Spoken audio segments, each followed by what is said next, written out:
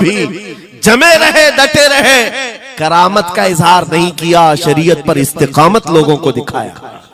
दुनिया में जैसी भी आफतें आ जाएं, मुसीबतें आ जाएं, अगर दीने मुस्तफा पर जमा हुआ है, इस्तिकामत के साथ खड़ा हुआ है, वो उसकी सबसे बड़ी विलायत है, वो सबसे बड़ा वली है। अल्लाह का वली वो है जो शरीयत पर जमा हुआ है, डटा हुआ है, कायम है। और करामात औलिया इकराम की जिंदगी का एक छोटा हिस्सा है, छोटा हिस्सा है। और इस्तिकामत ये बहुत बड़ा हिस्सा है।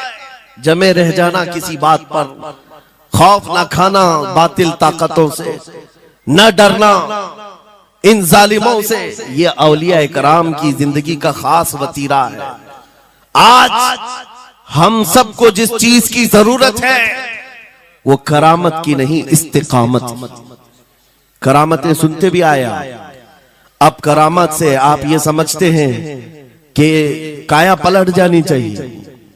लोग आज मजाक भी करते हैं, कुछ वो मॉडर्न ख्याल के डॉक्टरों और प्रोफेसरों के लेक्चर सुन करके पागल जो हो चुके सोशल मीडिया पर, वो भोंकते हैं करामात औलिया पर।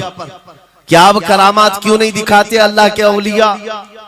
ये जो हालात बदले हुए हैं, इन हालात में इनकी करामतों से जमीन क्यों नहीं पलट जाती? जालिमों के मुंह में कीड़े क्यों नहीं पड़ जाते?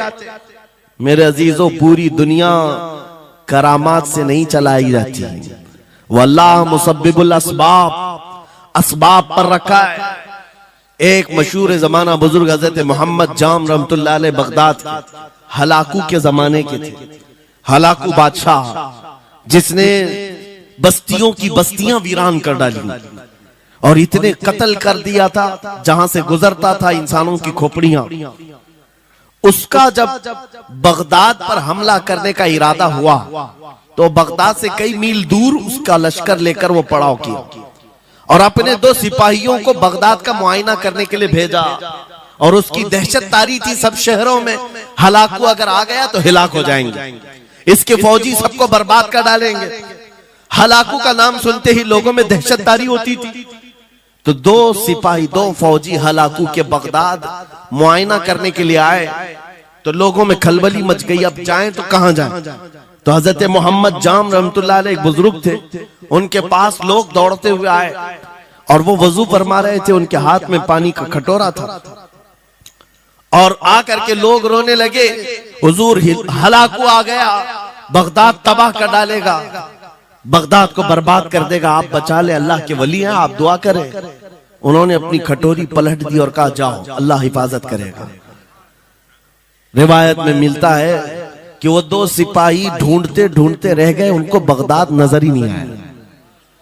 कोई बगदाद का न घर दिखा, न महल, न रास्ता, कुछ नहीं।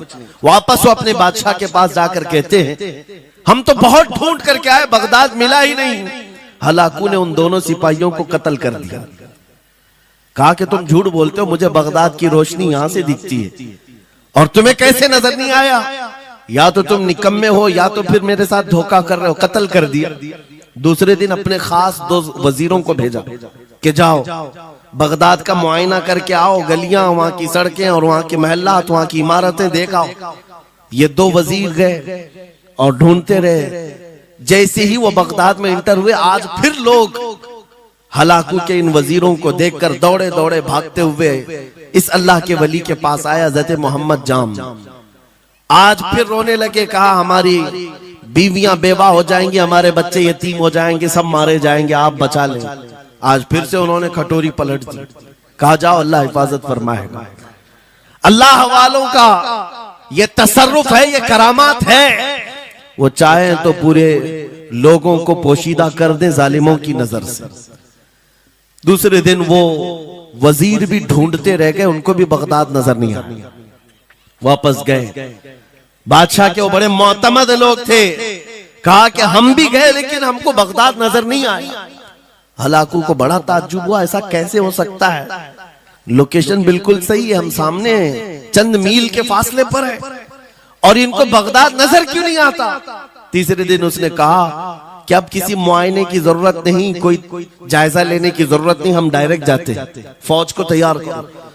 पूरी फौज को लेकर के जब तैयार होकर वो बगदाद के सरहद पर आकर खड़ा हो गया, उसके जंग का बिगल बजा और तबाही के आवाजें आने लगी, तो आज लोग फिर दौड़ते हुए हजरत मोहम्मद जाम के पास आए और उनसे रो रो कर गिड़गिड़ाने लगे, कहा आज तो आफत आ गई, बड़ी बला आ गई। तवज्जो से सुनना मेरे अजीज, आज आप अगर ना बचाएं तो सब तबाह हो जाएंगे, बर्बाद हो जाएंगे। आज आप अपनी कटोरी उठा रहे थे, उन्हें गैब से निदा आई, ए मेरे महबूब बंदे, कब तक तुम अपनी कटोरी उठाकर इनको बचाते रहोगे? इनको मोहलत दी गई थी अपने अमाल दुरुस्त करने की, ना इन्होंने तौबा किया ना अपने अमाल दुरुस्त किए, इनको इनके हाल पर छोड़ दो। अल्लाह के वलियों को हुक्म होता है अल्लाह का, अब इन्हें न बचाया जाए तो जाहिर सी बात है वो हुक्म इलाही के पाबंद है। उन्होंने वो कटोरी छोड़ दी, फिर हलाकू दाखिल हुआ बगदाद में और ऐसी तबाही मचाई थी कि पूरे बगदाद की सड़कों में सिर्फ खून ही खून था, तबाह बर्बाद कर दिया, ईंट से ईंट बजा डाली। इस वाक़े को मैंने पढ़ा, उसके बाद ये महसूस हुआ अल्लाह के औलिया इकराम मदद जरूर करते हैं, लेकिन एक वक्त तक, जब वो वक्त आ जाए अल्लाह की तरफ से मना हो जाए कि ये कौम बड़ी सरकश है, अब इनकी मदद ना की जाए, तो फिर ये हाथ उठा लिया करते हैं और इनको हालात पर छोड़ दिया जाता है। अज़ीज़ान गिरामी वक़ार, औलिया कामिलीन की करामतों पर भौंकने वालों से भी मैं यही कहूंगा, वो चाहे तो पल भर में हालात हमारे बदल दें, चाहे तो जमीन को उलट पलट दें, लेकिन वो अल्लाह के हुक्म के पाबंद होते हैं। और लोगों के लिए ये बात है, नसीहत है कि जब ऐसे हालात आ जाएं, आप इधर उधर भागने की बजाय पहले अपने दिल की तरफ देखें, कहीं मेरे गुनाहों से दिल के धब्बे बढ़ तो नहीं गए, मेरा दिल सियाह तो नहीं हो गया। सच बताओ मेरे अजीजों, इतने सख्त हालात के बाद कितने लोगों को ऐसी तौफीक हुई कि रात का अंधेरा छा गया हो और तौबा करने का जज्बा बढ़ गया हो, रात के वक्त बैठ करके रोने लग गया हो। फिलिस्तीन के गज्जा के उन मुसलमानों की हालत सार को देखकर रूह अगर तड़पती है और तुम अपने अमाल की सेहत और दुरुस्तगी के लिए तौबा कर ले जाते हो, ये बहुत बड़ी नेमत है अल्लाह की। फिर तुम्हें किसी करामत के ज़ुहूर की जरूरत नहीं, तुम्हारा बदलना ही दुनिया के हालात को बदल देगा, सब बदल जाएगा। लेकिन अगर उन्हीं हालात पर बाकी रहे तो फिर करामत से भी तुम नहीं बदलोगे और ना हालात बदलेंगे, कोई चीज नहीं बदलेगी। इन्नल्लाह ला युगय्यिरु मा बिकौमिन हत्ता युगय्यिरु मा बिअनफुसिहिम।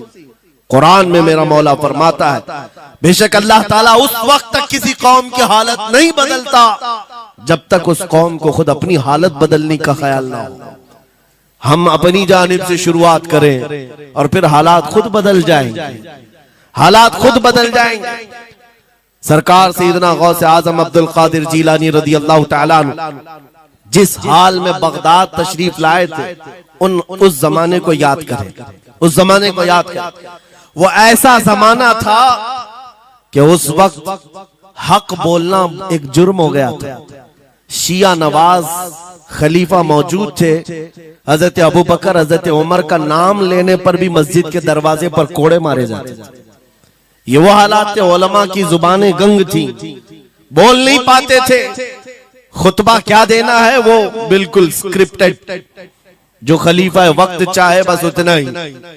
आज जैसे सऊदियों के यहाँ ये रिवाज है, बादशाह की हिमायत में और बादशाह जैसा चाहे वैसी मस्जिद का मौलवी भी बोलता रहे।